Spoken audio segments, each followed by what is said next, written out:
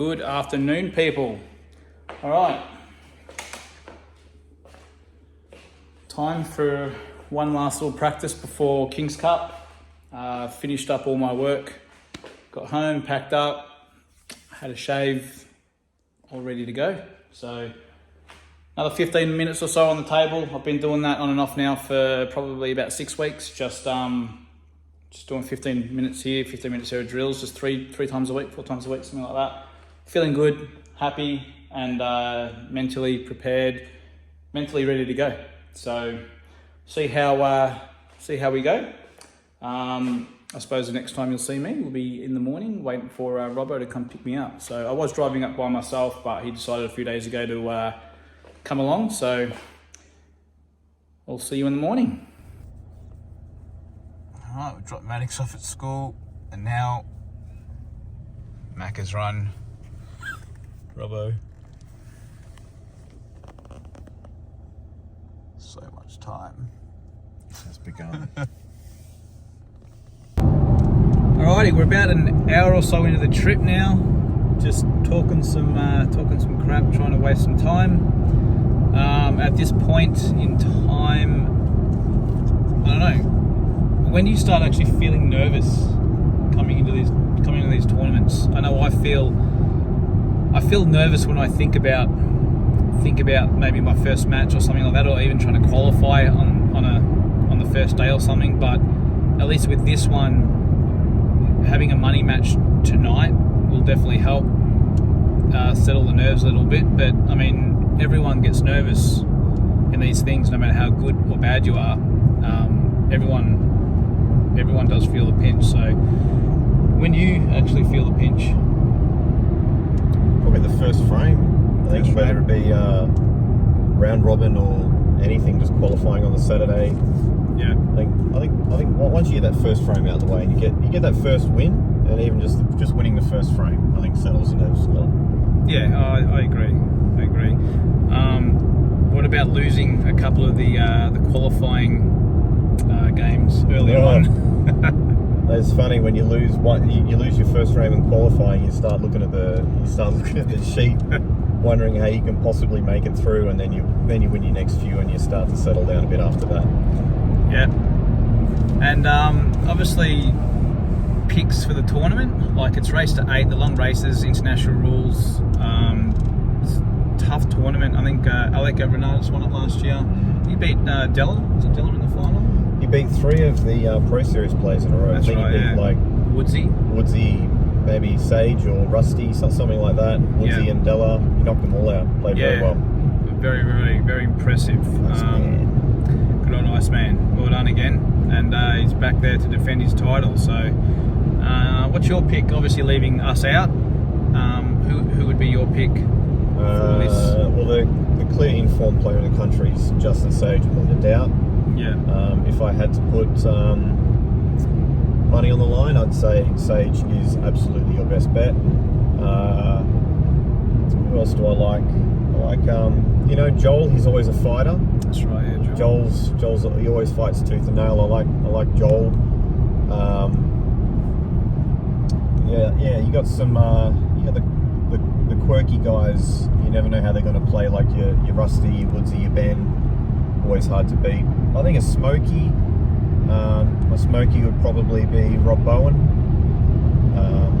So that's my picks.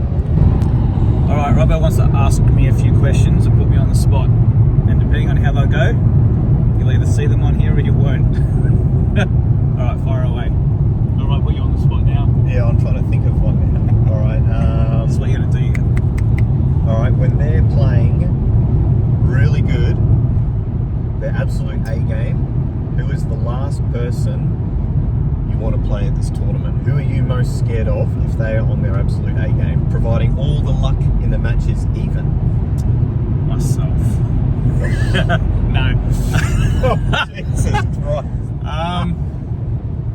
All right, who are the good players in this tournament? They're all there.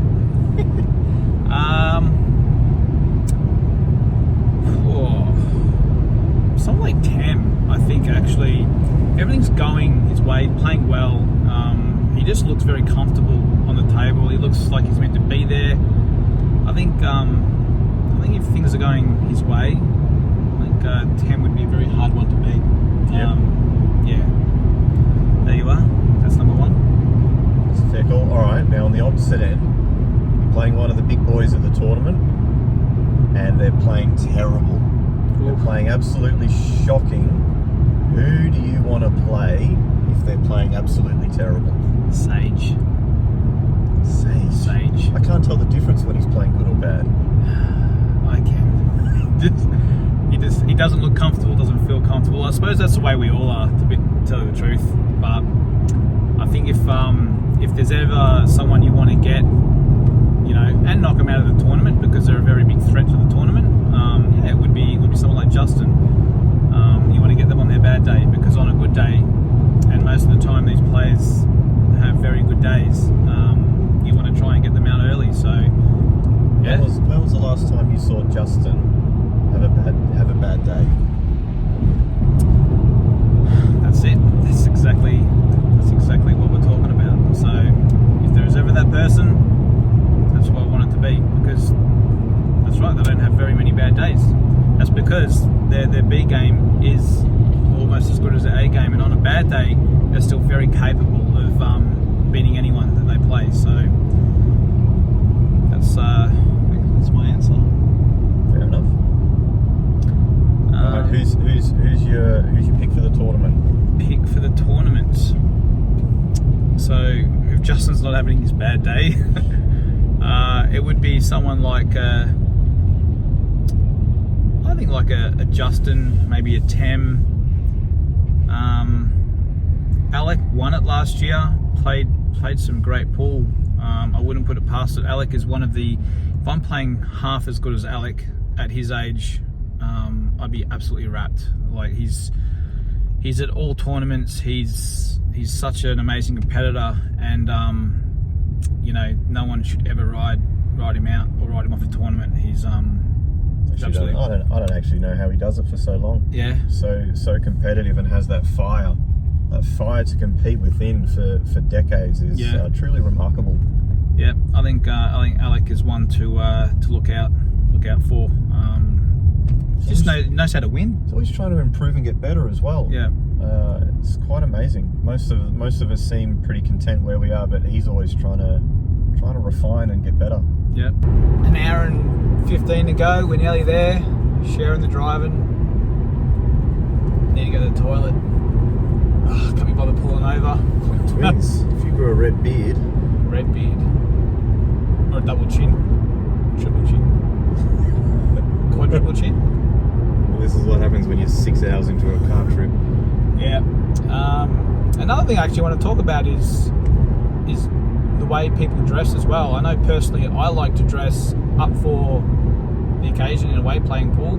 I don't like rocking up and playing any comps or whatever in tracky pants and a t-shirt, because I feel like if I dress well, I sort of might play well as well. Like you can also put your opponent on edge a little bit too. If they see you in tracky pants and say a t-shirt, runners, whatever, they may not take you as serious. But if you rock up in black pants, shoes and a shirt and look apart, like in a way, going back to Sage, he always does look apart when he's out there, and he looks professional, and it can intimidate, I think, your opponents as well. So something that I've tried to do in the past is actually, whenever I play in a comp, always make sure I dress well and look apart out there, and I think it can actually play on people's minds as well. But also, it helps me. I prefer to be dressed up well for the occasion.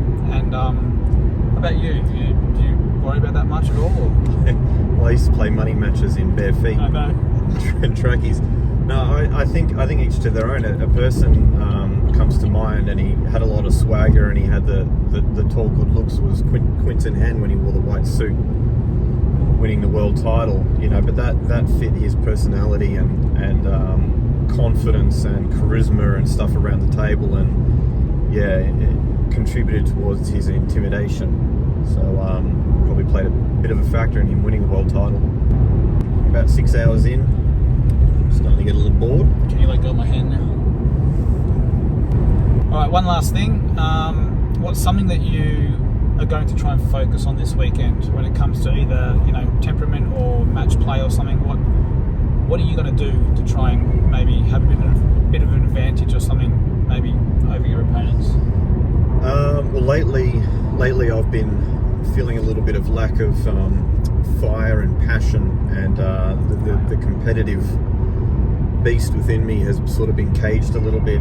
And so this weekend I actually plan on, I'm hoping to sort of reignite a bit of fire within me with competing against the big boys and looking forward about being on running deep in a tournament and playing someone like a Ben in a quarters, a Woodsy in a semis, or anything like that. And try and enjoy the thrill of competition. So I want to get some of that back. Very good. Very, very good.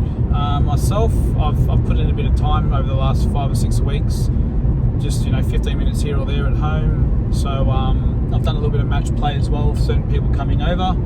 Thank you to those. And I've also headed out a little bit as well, played in some pockets tournaments. And because you do need to find the balance between practicing at home and also practicing some match play as well. So at the moment I actually feel very good in a way all around. So I'm just taking my positive vibe into this tournament and sort of just going with it in a way, and really focusing on having some fun this weekend and enjoying the game of pool again. That might sound really weird, but for so long we're always stressing out about trying to win tournaments and trying to do our absolute best. And don't get me wrong, we're going there to win, but we're also trying to find ways that we can take pressure off as well and trying to enjoy it as well. So, right,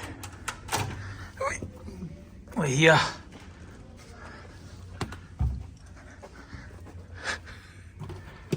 Good old mattress.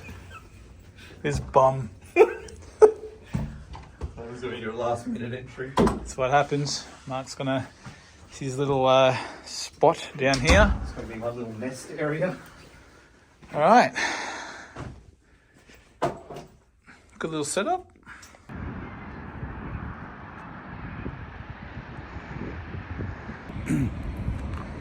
Alrighty, so pretty much now it's Friday night. I'm gonna go there and play my money match, sort of settle in a little bit, get used to the venue, get away some nerves, and have a bit of a good night. So see how we go. All right, day 2. Yesterday was a good finish to the day. Mark won his money match and I won mine, so that was good. Day 2 is now qualifying. We're on at 2:30, and so we've got pretty much the morning and the lunch free to do what we want. I couldn't sleep much last night, so venue opened at 8, went down there, had a bit of a hit. Just ironed out a few things from yesterday. I missed a few shots down rails, didn't really like that, so went back and sorted that out. Feel a little bit better over the queue. And one thing I did yesterday too before I played the money match was check the table to see if it rolled left or right. I knew one side rolled away from the cushion and the other side didn't, so I knew that I could play soft shots down rails on one side, but I had to hit them harder down the other side, and that actually cost my opponent 1 frame. So it was it's always a nice key thing to do before a match is to take 15 seconds to actually check the level of the table, and maybe just throw the white ball or throw a ball around the table a little bit as well, and to see how the cushions bounce. But you know what? This tournament so far looks absolutely amazing. It's run amazing. I've only been here a day, so this will be a tournament that I try and get to pretty much every year from now on. So, and it's also nice to be sort of the first in the venue as well at 8 o'clock and having a hit, and then people do see you as you walk in and see that you're there in a way for business, and you don't just rock up and win tournaments and stuff like that, but you've got to be able to put in the time, and people can see that you put in the time as well. So it's not also what you do at home, but it's also what you do here as well. Yesterday, looking after myself, I only had a couple of beers or whatever, and had a nice meal and had a hit. It was all went well. So anyway, that's day 1. We're on to day 2 now. So qualifying money match, and then maybe a knockout comp tonight. So we'll see what happens. So yeah, one thing I forgot to add too, this morning when I'm playing, visualizing yourself at the later stages. Like I was there this morning having a hit, I'm looking around, and it might seem silly, but I'm actually visualizing myself being there at the later stages of the tournament. So it's one thing doing the practice, but it's also mentally preparing yourself as well, and something that I do. So those of you that would have seen me there this morning, I'm just preparing myself for what hopefully might happen. So we'll see. All right, day 2 completed. Round robin done. Cash matches done, and we both got knocked out in the quarters of the. Oh man, I can't even talk. What is it? Quarters of the what? The $20 knockout. That's what it is. Yeah. So good day actually having a hit. So day 3 tomorrow. We start at around 1 o'clock. We play in the last 64, I think it is, and we'll keep you updated on how we go with that. So see you tomorrow. Match might be on in the next half an hour to an hour. I'm not sure who I'm playing yet, but we'll see what happens. Not worried just yet. The thing is, being racist to 8, it's a little bit more comforting that knowing the fact that you got a little bit more wiggle room. It's not like a race to 3 where you make a couple of mistakes and it's game over straight away. So I think race to 8 is one reason why I really like this tournament. You can sort of settle in a bit in a match and sort of relax a little bit and enjoy it. So see who I'm playing. I need to obviously get through 2 matches today to make it into the 16 for Monday, which is will be day 4. So I'll let you know who I'm playing, and we'll go from there. Alrighty, day 3 done and dusted. Won both my matches today. First one against Sid. That was actually a really good match. He very good play, very steady. Got through that one, and then the last one against Tan. So through to day 4 now. So start our last 16 match tomorrow. So we go get some rest, get some food. Be back in the morning for the final day. Last 16 quarters, semis and final. So 4 matches away for the big one, but at the end of the day, can only concentrate on the next match and go from there. So anyway, I'll see you on day 4. All right, day 4. About to start my last 16 match. Feeling got down here a little bit early, had a bit of a hit. Feeling good today. I'm actually going to just do what I promised myself, and that's just enjoy, have fun, and just enjoy the moment. Enjoy playing pool. We all want to win. We're all out there to win, but sometimes you can put too much pressure on yourself. So that's something that I've done previously in the past, and I promised myself this time I'm going to come away and actually just embrace the moment. So here we go. See what happens. All right, got through that one 8-4. So tough match, another tough match. I don't think I played great. I didn't take all my chances, but again, I got through. So into the last 8 in about half an hour. So we're going to draw balls out of a hat and go from there. I'm just having something to eat now, and just get ready and relax for the next one. So into the 8. All right, 9-4 win.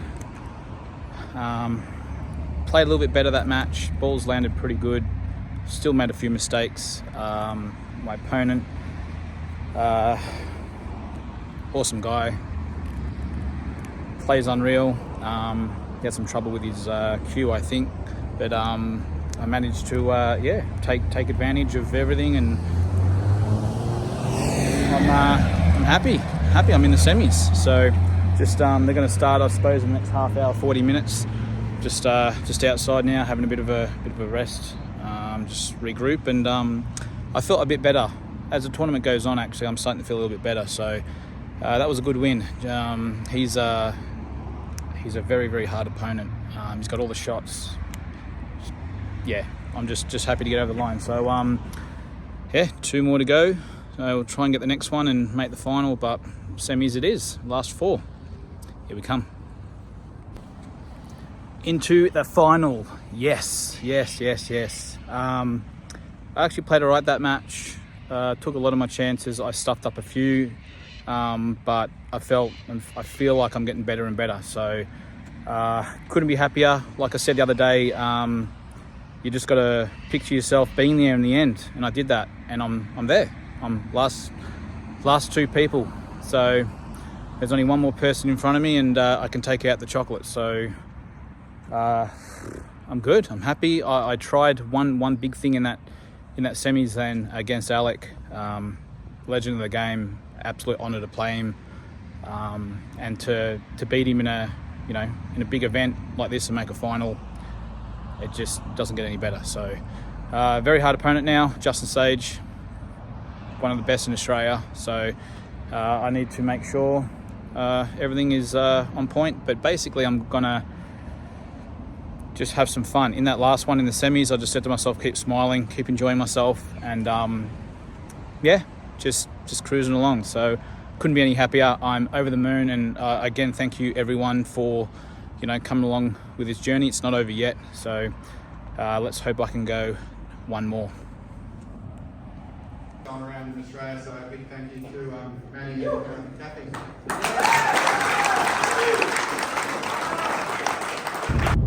Right, on our way back from the Kings Cup tournament. Pretty amazing tournament, actually. Not very many negatives, actually. It's probably one of the best tournaments I've been to in a very, very long time. Technology-wise, table-wise, everything was, ran up to date with your phones from, scheduling, and venue was awesome. Yeah, Maddie and the team did actually an amazing job. So very well done there. Absolutely awesome. All right, so Mark, just a quick wrap up of your tournament and how things went.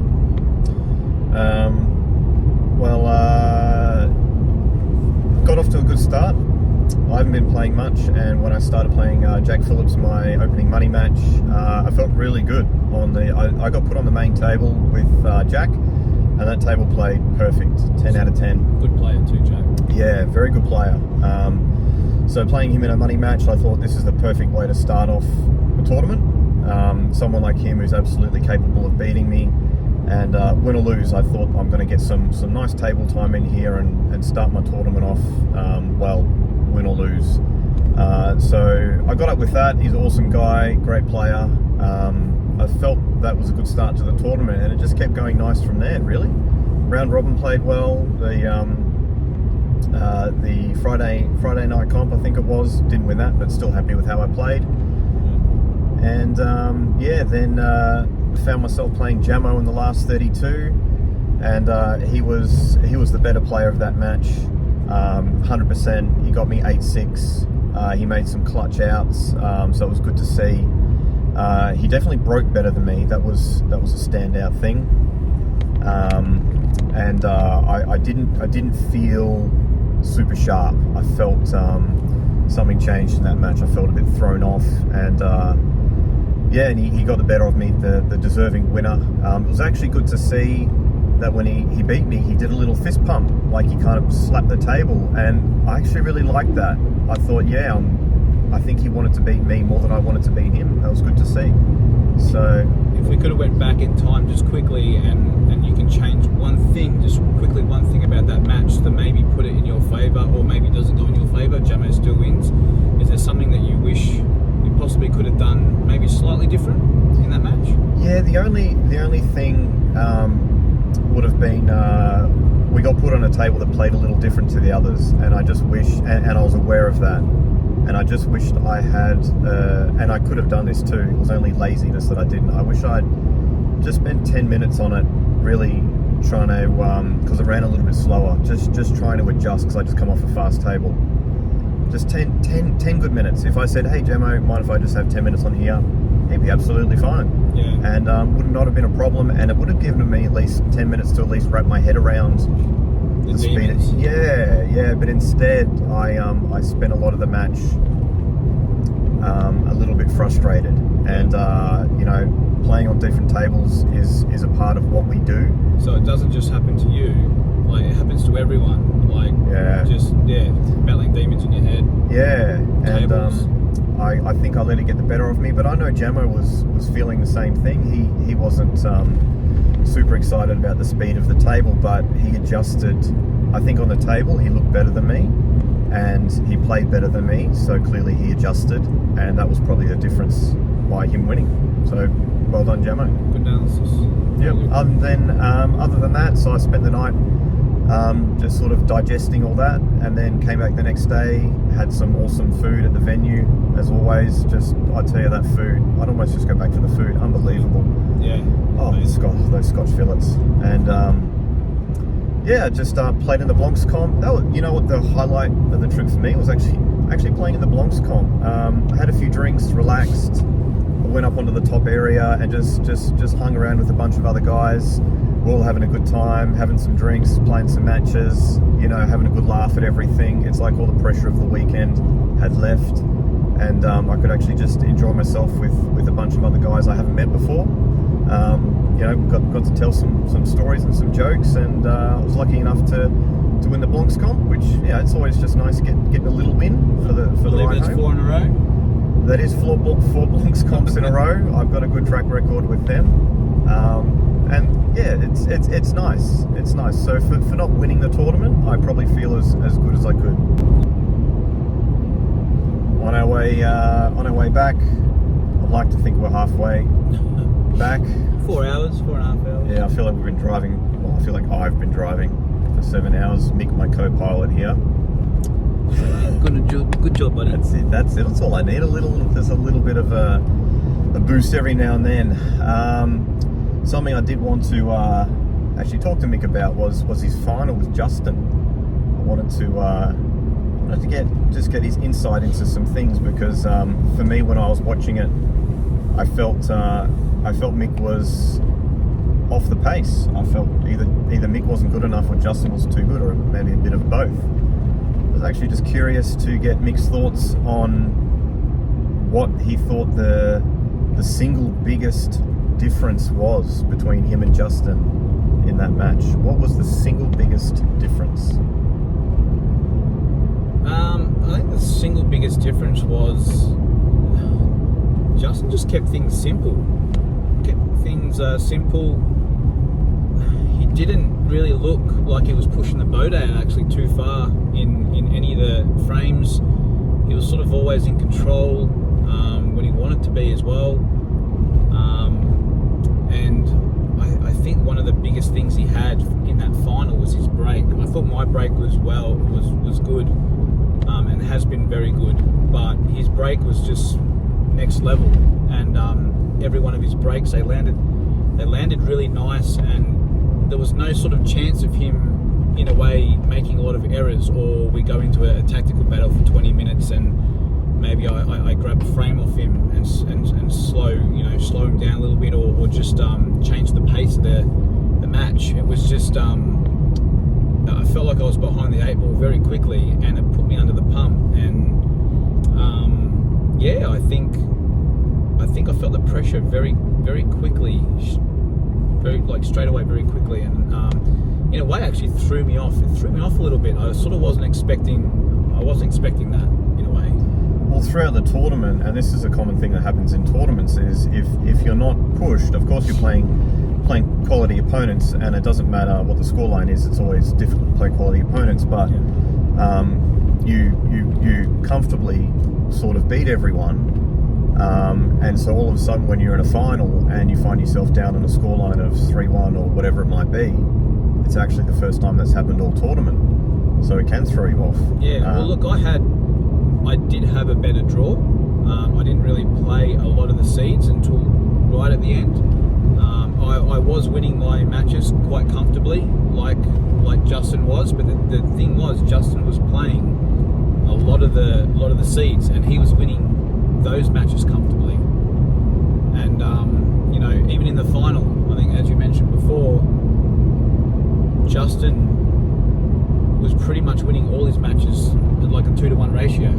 Well, I think Justin really stamped his authority on the tournament when he beats Dave Rothwell, the past winner. I think it was 8-1 or something. Yeah, 8-2, I think it was. Yeah. Yeah, 8-2. I think that sent a very strong message to everyone. Just to touch on the break. So I think you've got one of the best breaks in the country. I think you're breaking like better than myself, better than just about anyone. But you say Justin's was next level. So what do you mean by that? What did he do that was next level? From what I saw, the way the splits happened, the finished product, the white ball was good, as in when it hit the pack, it came back nicely. You got that crunch of the pack, that sound, the end sort of result was just a beautiful layout all the time. There was not really any clusters.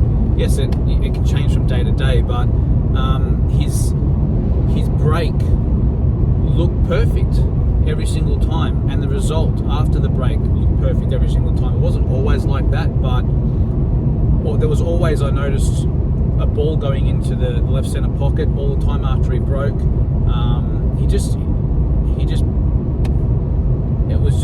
It was amazing, actually. I really don't know.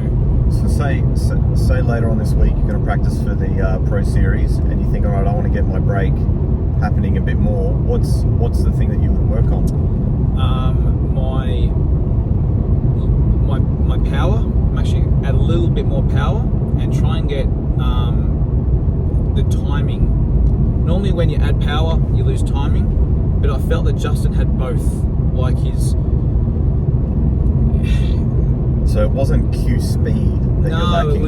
it was just he had the timing, and on top of that he had the power as well with it, and it was just two attributes you want to have.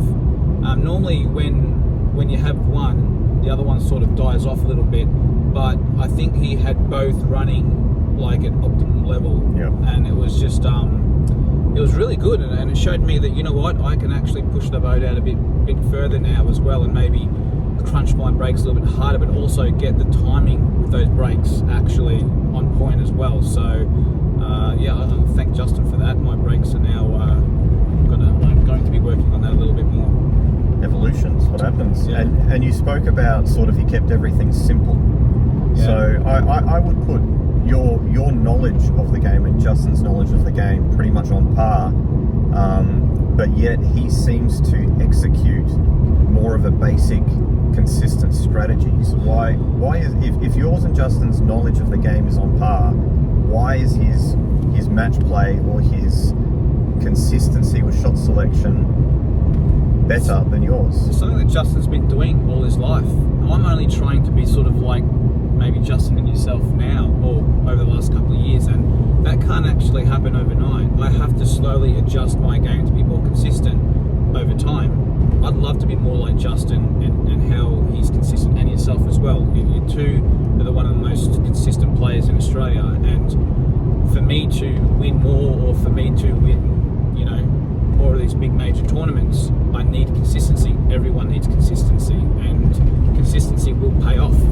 So what I'm trying to do is implement their style and bring it into my own. So over time, I'll be able to hopefully, get that consistency like how you see Justin. Justin didn't really put much of a foot wrong in that final. He may have broke down a couple of times. I think I took advantage of it once, and then gave it back to him another time. So, you know, he didn't really make a bunch of errors for me to claw my way back into the match. And again, I had chances, but I didn't take them, you know, and Justin did. Justin took just about all of his chances, and he never looked like putting a foot wrong. So, yeah, again, it was actually great to see, great to watch, and I've got something we've always got something to improve on. So, yeah, well, I think if every tournament was raced at 8, I think as a whole, people would play 8-ball a lot differently. Better. They would realise that you need consistency in everything. Yeah. So if you want to attack the game recklessly in best of fives, that's fine, and you can beat anyone. And hey, on the right day, you may win the tournament or something. But that's just freakish results for little purple patches. You can't maintain that in a race to 8. Yeah, you might go 3-0 up because you've pulled off some crazy shots and some crazy outs, but before you know it, it's 5-all, and the other guy hasn't actually done anything crazy or anything special. They've just kept it simple and smart. And when I watch Justin play now, he's just got this perfect level of simplicity with his game, with his shot selection, and it's so effective. It kind of reminds me of Jake McCartney when he plays with his shots to nothing. You know, when Jake decides to really lash out and attack the game, he's always got insurance somewhere. So I think Jake plays more attacking than Justin, but Jake still does it when he's got a bit of insurance. So it's like Justin has mastered this simplicity of the game, where Jake has mastered that shot to nothing style. Yeah. Both very effective. So a couple of key things that I could probably improve on now, coming away from this tournament, would probably be, again, what we said before about consistency and white ball, just doing some more some drills at home with that white ring, that white piece of paper. Really trying to refine my white ball and get it to where I want it all the time. I'm gonna actually go back and work a bit more on my break and try and get that even more deadlier. After seeing Justin's one as well, it's inspired me. Is there any other little key things you can think of? Well, because we've got Pro Series coming up, what feels like in a few days, I'm listening, because I feel like you got more of a hit out this weekend because you ran deeper in the tournament. So I was actually just then taking notes about what I'm going to do on my table at home. I feel like I've got a bit of a second wind and a little bit of momentum with Paul just sort of getting on the table at the moment. And I was listening to you listening to what you're going to work on, and I figure I'm probably just going to work on those too. So for me, I feel like my break is really off the pace. When I watch you guys break, I'm just behind, and it's the most important shot of the game. So I'm going to work on my break, and I'm actually going to do something I don't normally do, and that's actually just a bunch of queuing exercises, because other than that, I feel pretty good. And when you do queuing exercises and you complete one, I think you feel like everything else is in place. So one of the best queuists in Australia, if not the world, and he's going to go home and do it. So if you think that you're a good queuist and you don't need any more practice, think again. We all do. So if he can do it, everyone can do it. Ask me something. I'm trying to think of something to ask you. I know, but now play on the spot. Move that visor down so it's less glare. Oh, you did you do that? Oh, you got me. You got me. God damn it. A leaf. Alright, well done. Now I'm going to get you back. No, this is for this. Yeah. You can't get me back for that. No, I'm going to get you. That's to be filmed.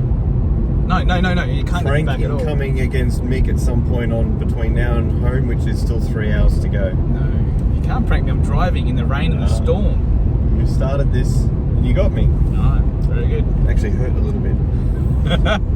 Signing off.